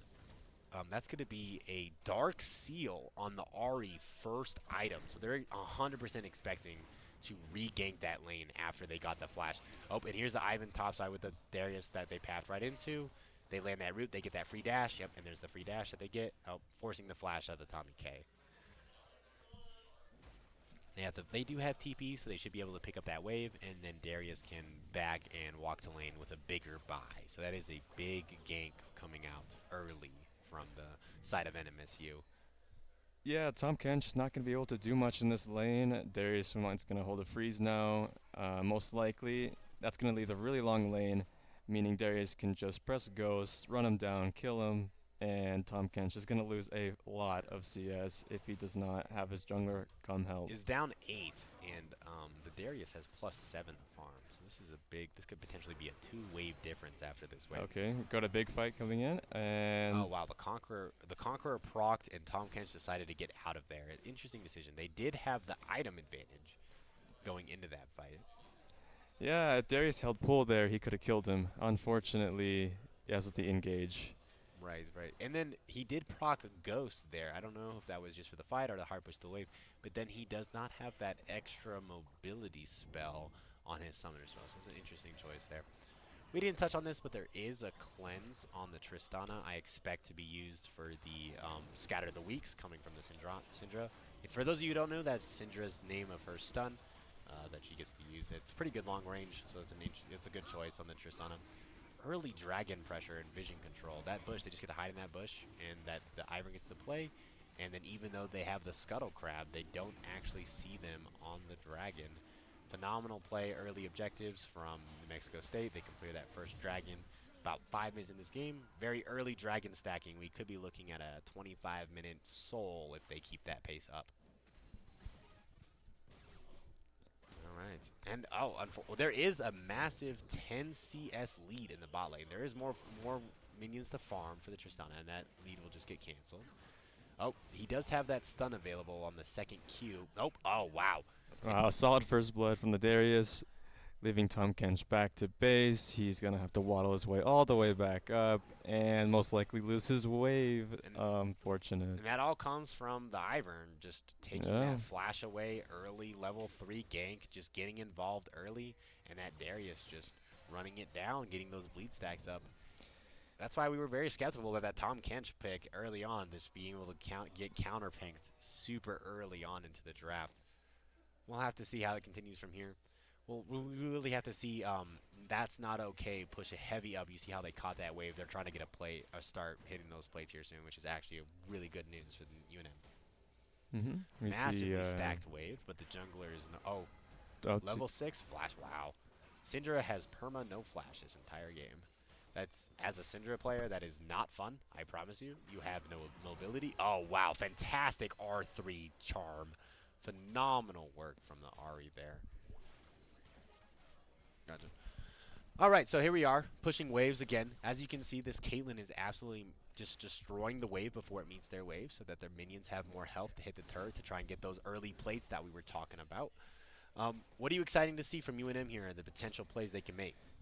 Yeah, I'm hoping that this Caitlyn here gets some action and starts getting some gold, extra plates, and that the jungler starts really helping out the Caitlyn because that is going to be their main win con along with the Syndra. They got to get something done. This team comp does not scale as well as the enemy team comp. That is 100% sure. That is 2 plates at 7 minutes and Aylma 15 CS lead for the Caitlyn. So they're getting exactly what they want done on the bot lane, which is phenomenal news. If they can push and get this third plate before 10 minutes, this is actually phenomenal. And then if they can get that Rift Herald, they can even get first turret gold immediately onto the Caitlyn, which would be massive for their carry potential. So we'll have to see. So that's a Noon Quiver completed on the Caitlyn versus a Berserker Greaves for the Tristana. And it looks like the Tahm Kench no longer exists in this lane after that first blood from the Darius, and they have the they have that first Iron Spike Whip completed. Yeah, and the Ivern is helping out the Darius a lot, it seems, which is a very smart move, in my opinion, because they have a lot of tanky comps, Phenomenal tanky boys. sidestep from the Nico there to avoid the kill. Because if that charm lands, that's a root into a kill into first Rift Herald uncontested. I believe they're still going to give it up, but Ari did not ult. So I don't hate the decision to give this up because they have top prio, jungle prio, and ult for the Ari, plus a health advantage in mid lane. So it looks like the Sejuani is going to start pathing, get their camps back up on bot. They are level 6, so this could be an absolute... Oh, there's that third plate that we were talking about for the Caitlyn. Absolutely massive. That's a 12. That's a 2-wave CS lead at 9 minutes for the Caitlyn and 2 plates. The Caitlyn is very far ahead of the pace, which is what you want to see. So we're going to have to see if they can translate that into the second dragon fight here soon. It should be spotting here in about a minute. It's about 5 minutes before Dragon takes, and the first one was killed at 5 minutes and 30 seconds. So we should be seeing it here in about minute 10. So what do you? I expect. I want some early vision setup from UNM coming up here. What do you think? Yeah, I mean, if we get the we have a Tahm Kench TP is coming up. If they really wanted to, they could contest first drag with 2 top lane. However, that would leave the top lane sort of, kind of mismatched because Darius does not have TP, therefore he has no advantage. He'll lose minions, but he certainly will dominate the early game team fight just because Darius does Darius things, you know? For sure. I agree 100%. I think that Tahm Kench lost that lane. That lane is gone. I think they need to transition over with that TP advantage, just like Silas did in game 1 for NMSU, and really try and... Oh, Sejuani stuck into this bush. They have no vision. This is... Oh, and they sniffed it out. Absolute phenomenal senses from the bot lane of New Mexico State, sniffing out that amazing gank attempt, dodging vision, getting into that jungle. And another charm lands in the mid lane. Oh, but they do get that electrocute proc back, so that's a big trade from the Syndra.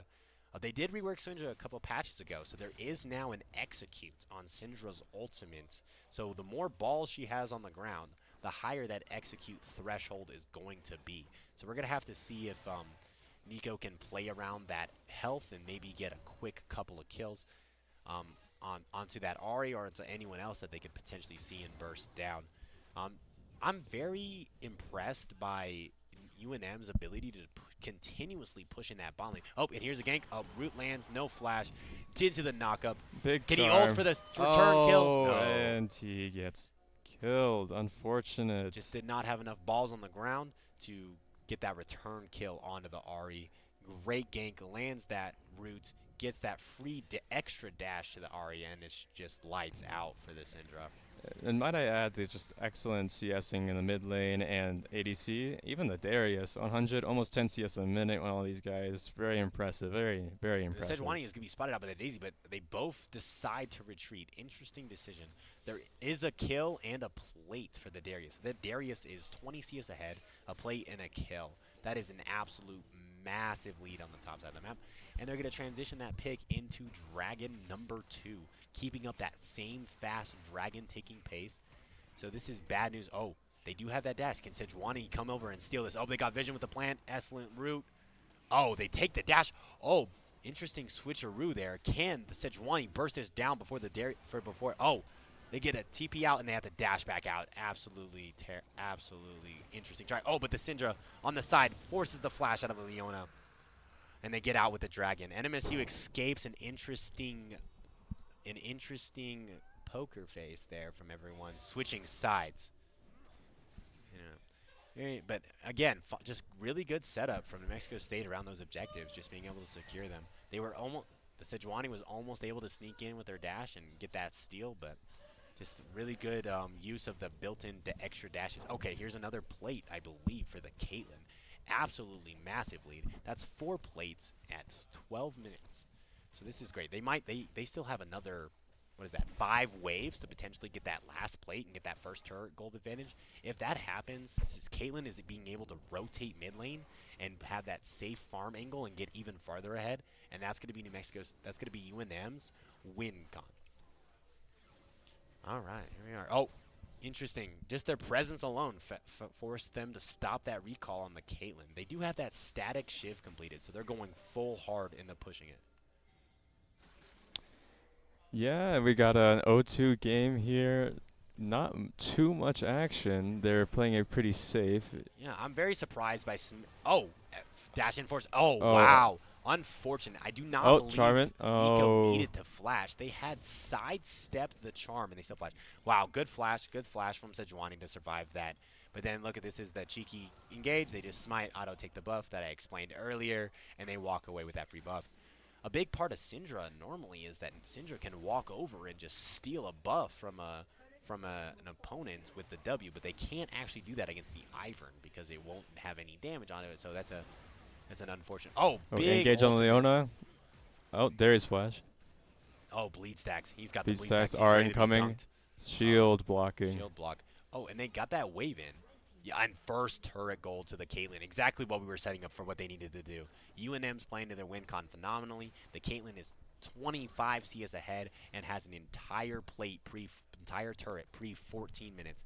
The Caitlyn is massive right now, and that's going to be their way back into this game. But they really, really, really need to fight this third dragon and cannot let New Mexico State get a very early 16-minute soul point.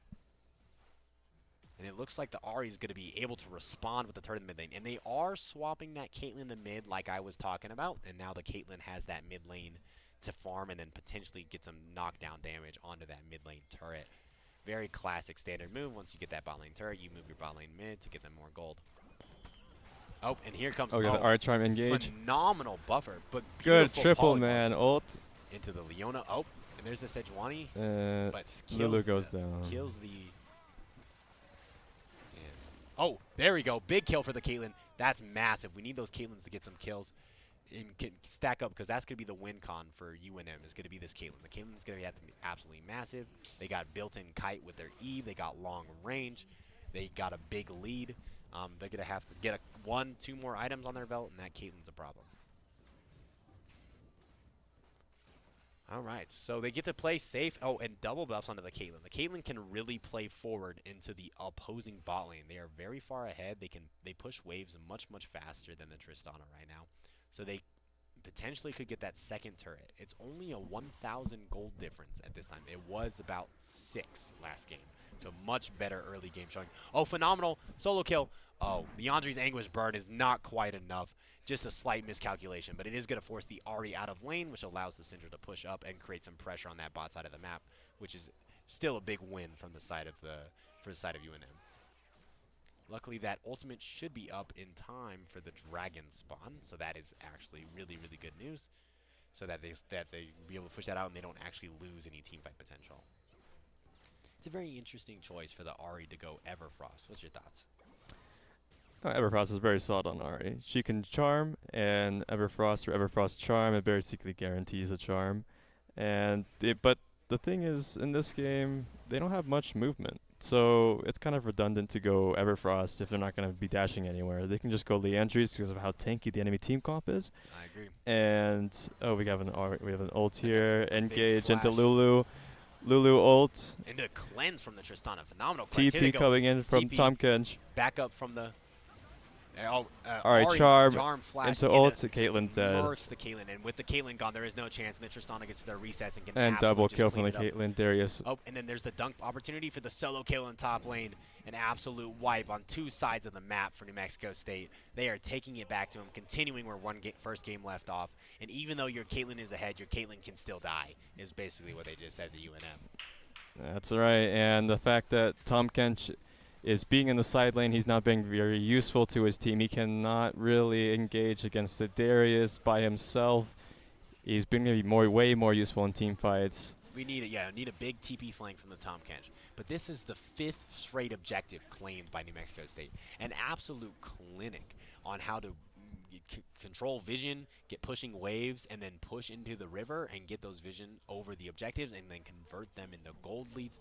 But the bad news for New Mexico State, it is a Chemtech Soul this game, which is the worst Soul. I mean, a Soul's a Soul. Yeah, Soul's good, no matter what. But it is one of the widely considered worst Souls. So the Caitlyn is still very far ahead. The Tristana did get 2 kills, which is very big for the Tristana. So we'll have to see if they can scale, because they definitely scale a lot harder than that Caitlyn.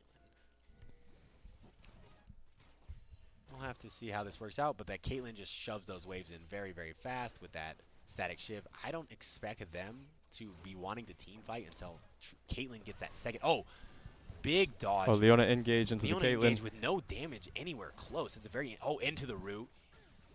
Oh, nope. And then here comes the Ivern. One root lands. That's over. Oh, phenomenal speed boost from the Lulu to allow the Caitlyn to dodge that, because that would have been detrimental to them. There's no flash on that Caitlyn. There's only a heal. They would have been dead to rights if that root lands. So they're going to shove that wave back in. Hopefully get some more tick damage down on the turret. The Ivern is still here, so I don't expect them to push up too far. That's great. And they concede the wave. But there is a 30 CS lead in the bot lane. They're at 10 CS per minute. Absolute clinic coming through from the Caitlyn. We'll see if they can convert that into a team fight win. Yeah, UNM's going to need a win soon because they have Soul coming up in 3 minutes, and we have it's a pretty even gold, honestly, but they've been CSing very well, actually. So they only have 1k difference in gold. However, their team fighting potential does not seem to be as good as the NM State. They're going to have to really win this Dragon team fight if they want to continue on. Yeah, hopefully someone, preferably the Syndra or the Tom Kench, can force a Darius into a side lane so that they can have TP advantage and have a 4v5. That's going to be the best opportunity. Oh, big knock-up coming through, just unprompted, into the Q-Charm. Nope, and they're going to take that turret. A beautiful sidestepping from the Sejuani as they back away. The Tom Kench and the Ahri are still fighting on the Bob side of the map, but we do have a 4v4 cooking up here in mid lane.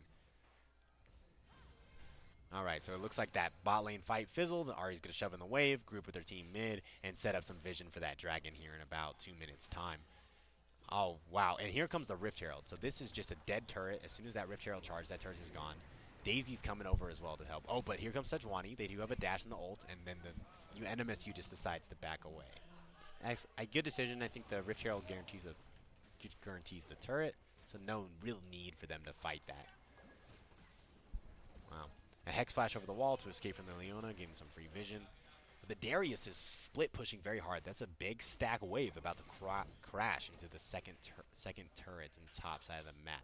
So that's big. There is bounties on the board for Tristana and Darius. So those are going to be 2 big priority targets for UNM to try and kill.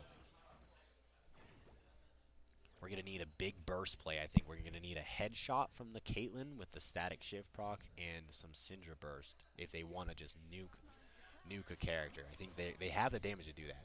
So for those of you who don't know, Caitlyn's passive is headshot. Every 6 auto attack is a bunch of increased damage. Static shiv is a movement ability. Once they move a certain amount, they get a bunch of bonus damage from that auto attack. So if they can stack both of them up, it's a lot of one single auto attack damage. Ooh, a missed Shirley's flash. engaged on Tristana, going into Big Sejuani Sejuani ult. ult. Into the Leona stun, going onto the Oh. Caitlyn, into the Lulu. Lulu's dead. Caitlyn's dead. Sejuani's going to go down. Oh, she's going to flash. Just those Ahri Tristana resets are too much. Once you get that first Another kill, it's just charm hitting. over. Wow. As we were talking, that Ahri Back just on the had Syndra and dunked down. Oh my. a 4-for-0 team fight for New Mexico State. Absolute clinic of what we talked about in draft, where the Ahri just gets absolute free roam over the backline. As soon as they get that first kill, the resets from the Ahri, the resets from the Tristana, it's too much to deal with, and they're going to get a free 21-minute Baron. Very interesting change in style. They forced a fight instead of just taking it at 20 minutes. This is going to be a big push. They're going to get a lot of gold from this one. They're going to be able to push into tier 2s and probably all 3 lanes with a quick 1-3-1. Yeah, because they have a really, really good 1-3-1 comp, actually, with the Ari, dashes, survivability, and Darius split pushing. This is a very phenomenal 1-3-1 comp that they can set up once they get back and buy. All right, there are 2 completed items now on that Caitlyn. That Infinity Edge is massive. That extra damage to really try and burst through somebody is now there. So we're going to have to see, oh, and they're there at the Dragon Spawn first. This is what we wanted to see from UNM. They're there first, set up vision. Maybe they can poke them out. We'll see if, oh, interesting. Oh, and then Caitlyn traps. There it is. This is a big part of Caitlyn. You can just stack up those traps and then block off the entrance with those Caitlyn traps into the river. And this is going to be the first objective for UNM this game. Absolutely phenomenal work. The bad news is that NMSU is just pushing down mid lane with Baron buff as we talk about this. Oh, beautiful sidestep. One going to go engage, looking for the Ivern pick. Interesting, interesting. And it's not going to do much. It looks like they just negated it. So I have a question for you. Do Ivern bushes count for the speed boost from the blue pet? Yes. It's any bush, really. That's annoying. Yeah, he's going to be fast. Okay, we got the Leona engaged in the Caitlyn flashing into the Leona. With the Lulu ult, excellent decision. You get the guaranteed knockup. Oh, gets a double. Frontline Caitlyn coming in. Oh, beautiful team fight win. Here we go. Ultimate on 2. The Ari at the stopwatch. Ari's dead. dead. Down for the Syndra, and they can push this. This is going to be 2 Baron buffs off the table, and they can push for this mid lane turn. This is an absolute massive win for UNM, and they can maybe push up and get those turret bounties and really shrink this gold lead. Okay, looks like we got a lot of hope here. We got a winning team fight. However, we have the Darius in the bot lane just completely wreaking havoc on the enemy Nexus. We got the Tom Kench counteracting such thing. That's 2 bounties claimed for UNM. Absolute big stakes here. I believe they need to back off here. I don't think you can push this any further. They've all respawned. The Ivern's right there. You don't have your ultimates. Oh, and that's instant stun. Beautiful work from Smexy. Beautiful return peel from the Syndra to save his 80 carry. Phenomenal work from the Syndra there, saving his 80 carry with his Scatter the Weak. And they get out alive. I'm very surprised by that. That was a very good ultimate from Leona, followed up by their normals, Chain CC. There is 2 items now on both carries for UNM and both carries for New Mexico State. So that was a good time to choose a fight because they were both at the relative same strength. We do have another dragon spawning in about 3 minutes time. So that's going to be the next real point of contention on the map. Alright, so it looks like we got level 14s kicking in for our solo lanes here. That race to level 16 for Syndra is massive. If we could hover Syndra real quick to see if that passive is going to be coming online. That Syndra passive basically allows them to get shatter stacks. When they hit a shatter stacks, they get 40% AP boost. So when that AP boost comes through, the Syndra burst damage is really, really big. So we'll have to see if that's coming through or not. Yeah, we got some 3K gold lead in the NMSU side. However, the UNM have won that dragon. That brings them back into the game. They do have a big chance of coming back with this Caitlyn and this Syndra. Yeah, there is a lead for New Mexico State overall as a team, but in terms of carries, the gold is very even, and that's really what matters in this fight. This Darius is going to be the main problem. The Darius is going to be most of that lead for New Mexico State, comparatively. So it's really good to see what that Darius can get done. And if UNM, if they can fight away from Darius, they can win a team fight. But if Darius is there, it's going to be much more difficult with the triple reset comp that New Mexico State has set up for themselves. We'll have to see. And there's that movement speed buff. Oh, just a big stun. Nothing else going to come from it. Just some quick poke damage onto the Tristana from the Syndra. The big thing about Tristana is they can just grab that cannon and move it out the way. The cannon wave is the big part of what allows them to siege. And Syndra can just say that cannon is no longer there with their W.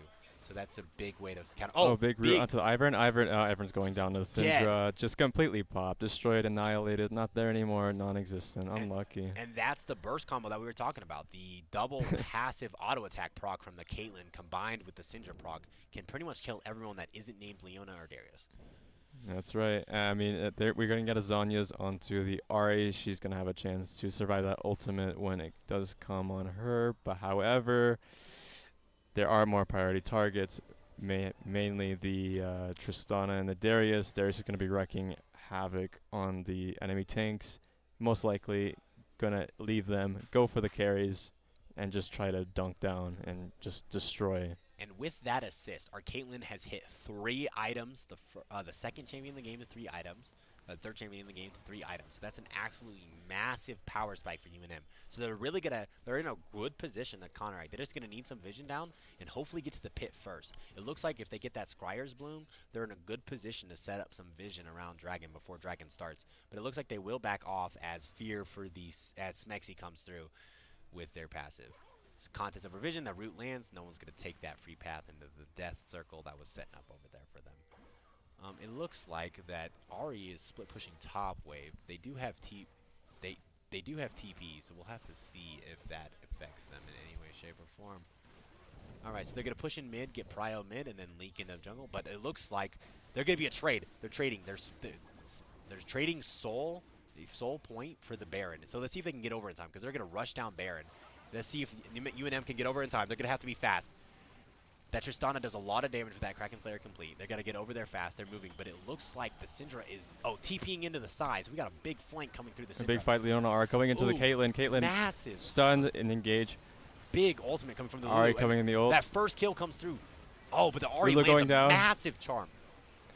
The Syndra finally gets to the fight. They just fought away from the Syndra. Excellent call. Caitlyn being saved. Darius flashing in. Darius dunking down. One dunk down. Oh, Darius goes down. The Caitlyn, absolutely massive triple kill for the Caitlyn. Trade onto the Caitlyn. Tristana goes in. Ari charm misses. Tristana jumps in. The burn from Leandri's burn. Get him.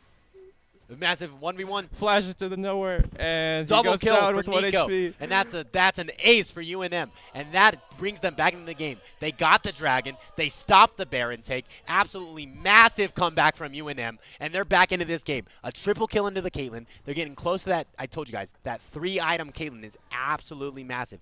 But that Darius was huge on the back end of the fight. So they're going to have to really use that Lulu ult to counteract, and that Syndra Scatter the Weak to try and burst that Darius down earlier to avoid this side. But big win. Let's go, UNM, yeah? So that's a Zhonya's buy for the Ari, which was not there the last one. So that next fight is going to be huge. But that shielding was massive from the Ivern with that completed Staff of Flowing Water that they came through. But just good setup, got that Dragon. Now they need to do this all over again in 5 more minutes. That's going to be the next point of contention. That the Baron is still on the map. So if they want to fight over Baron, they have that opportunity. But they're definitely going to be a fight in 5 minutes. I expect New Mexico State to try the same gambit again. Here's the thing. UNM has to contest Dragon because they can't let Soul over. But New Mexico State can give another drag. Looks like we're going to go back into another fight here with Tom Kench going onto the Leona. Leona ulting over the wall. There's a fight on the other side of the map. Caitlin's trying to run away. Ivern jumping into the Lulu. Massive Daisy going in. Stun to Ari save going in with the charm. Ult from Lulu the goes Tom down. Kench. Caitlyn goes down. Oh, Caitlyn gets saved. Darius getting his stacks. Dunk down. That's down 1. And team fight over. Baron getting secured. That was just a really good catch out. So there's 3-5. They can probably take this Baron. They do have a Kraken Slayer with an Ivern, so this is a very, very healthy Dragon Baron take. Oh, the Caitlyn's coming around the side. They just prong them out, and they have the Baron. And now they're going to try and push towards those Nexus turrets. And the Caitlyn gets hit by a Leona ult. Caitlyn going in. And just Caitlyn going down. By the Tristana. And, Leona hits Lands another one. 2 phenomenal Qs from the Leona just to take out the 2 carries of UNM. And New Mexico State is going to be able to look for the win here. They do not have a wave in mid. So they do have to wait a little bit, but they do have an open inhibitor in the bot side of the map. Looks like they're going to be able to meet this wave in top lane that Ari was pushing out a little earlier, take that tier 2 turret, and try and push towards it. So it looks like our carries still have 20 seconds to respawn. They cannot clear these waves without the Syndra and the Caitlyn. So NMSU really has the pick of the litter of the objectives they want, and they decide to back away and spend their gold instead. Interesting decision, but massive swing. Now it's a 6K gold lead. At 30 minutes, it means a little less, but still massive. That's 4 items now for the Tristana. That Immortal Shield Bow coming through. It just basically allows that Tristana to survive that burst that we were talking about a little better. But there's a lot of Heartsteel stacks on that Tom Kench. So that Tom Kench is getting tankier by the moment. We'll have to see where that goes. We really need this fourth item for the Caitlyn before this dragon fight. If they really want a chance in that DPS department, they really need that. I believe it looks like maybe a BF sword is what going to be what they're going for on that Caitlyn for item number 4. They really need that fourth item to come through for the Caitlyn if they really want to contest. Drag it up in 1 minute. Big ultimate catch out, but there's a ghost. Slow. Polymorph. The damage comes in from the Caitlyn. Chasing him down. Tanky or not, he's going down into the Ghosting, alcove.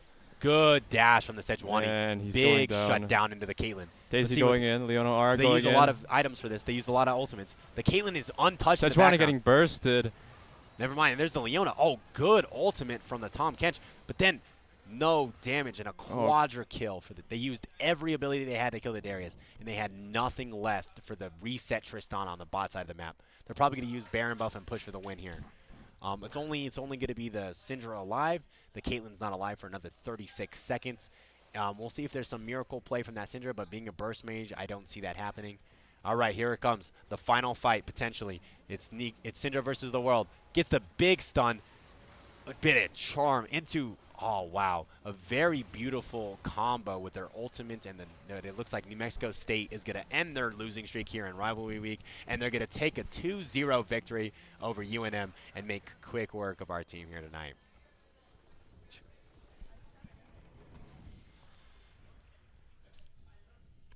Absolute much better fight put up by UNM in Game 2.